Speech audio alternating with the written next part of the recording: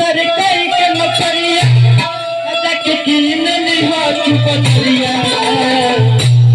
कुसुम रंग करिया राजा जी ब्लाउज एगो करिया राजा कुसुम रंग करिया राजा जी ब्लाउज एगो करिया राजा आओ तर कई के नौकरिया आओ तर कई के नौकरिया जाके कीन लिहो चुपरिया करिया राजा जी ब्लाउज एगो करिया राजा कुसुम रंग करिया राजा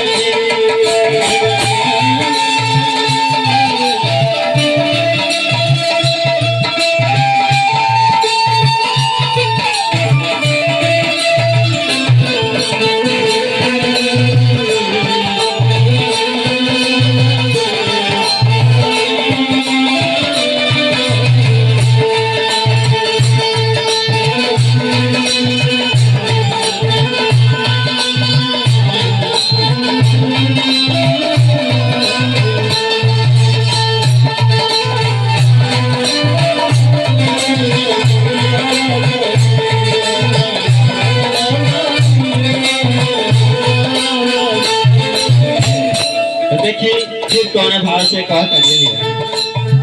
कि देखी किनी मन नहीं हो भले लागी दाम हो फोटो पहले खिंचाले भी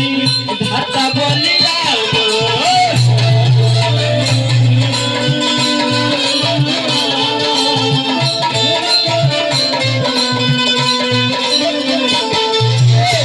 देखी किनी मन नहीं हो भले लागी दाम हो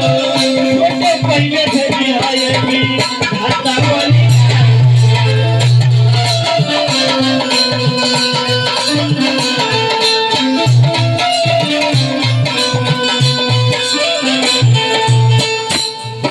अरे हो किसका